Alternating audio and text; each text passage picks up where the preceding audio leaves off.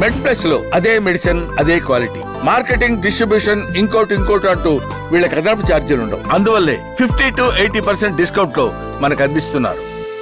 So doctor గారు ఇంకొకటి అంటే ఇప్పుడు మన తెలుగు వారు తీసుకునే ఆహారంలో అంటే ముఖ్యంగా మనం ఆవకాయ తీసుకుంటాం, పప్పు లేదా పెరుగులో ఉప్పు వేసుకుంటాం. ఈ మధ్య పిల్లలు చిప్స్ ఎక్కువ తింటున్నారు. సో అంటే మీ దృష్టిలో మన తెలుగు వంటకాల్లో లేదా మనం తీసుకునే ఆహారంలో చేస్తున్న అతిపెద్ద తప్పు ఏంటి అని మీరు చెప్తారు? సో మెయిన్గా ఇదే అండి, పికిల్స్, పచ్చళ్ళు.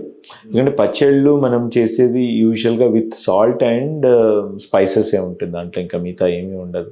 సో ఇది అవాయిడ్ చేయాలండి. అంటే especially Telugu families are habituated, avakaya ఇవన్నీ చాలా హ్యాబిచుయేటెడ్ ఉంటారు. అది కంపల్సరీ అవాయిడ్ చేయాలి. Because salt, as we told you, salt is not good for the membrane, filtering మెంబ్రెయిన్కి. సో సాల్ట్ అవాయిడ్ చేయాలి.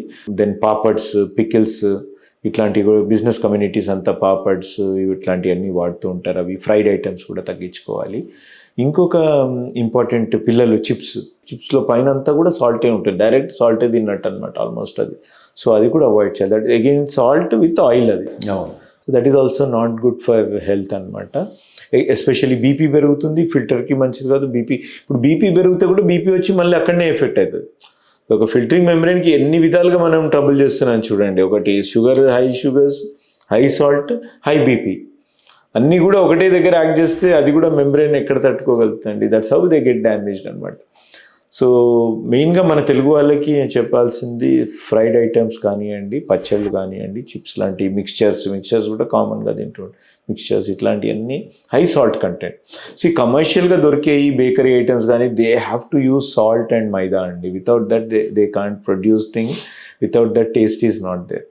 సో సాల్ట్ కంపల్సరీ వాళ్ళు వాడతారు.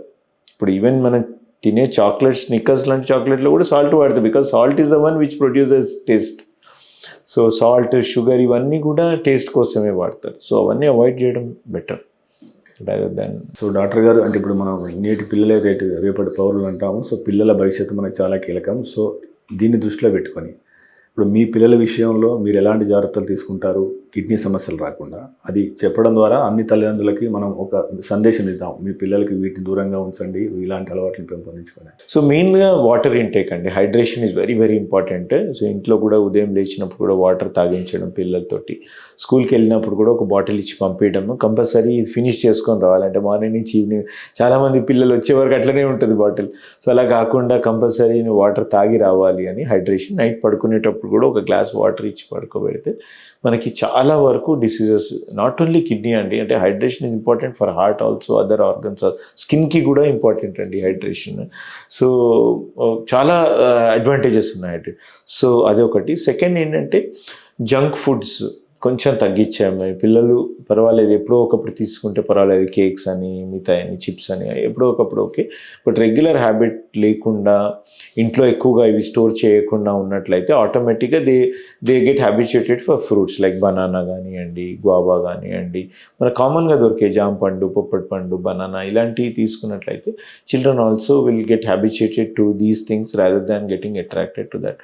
మోస్ట్ ఇంపార్టెంట్ ఈస్ గ్యాడ్జెట్స్ అండి. దో ఇప్పుడు మనకి not relevant to today's topic, but ఓవరాల్గా చూసినట్లయితే ఈ gadgets are very very important. నేను చెప్పినాను కదా, eyes won't take these gadgets. So gadgets నుంచి కూడా కొంచెం దూరం పెడితే ఏంటంటే వీళ్ళు న్యాచురల్ వాటికి ఎక్కువ మొగ్గు చూపుతారు. న్యాచురల్గా లైక్ ఫ్రూట్స్ కానివ్వండి, వాటర్ కానీ ఇలాంటి న్యాచురల్ వాటికి బెటర్ ఉంటుంది.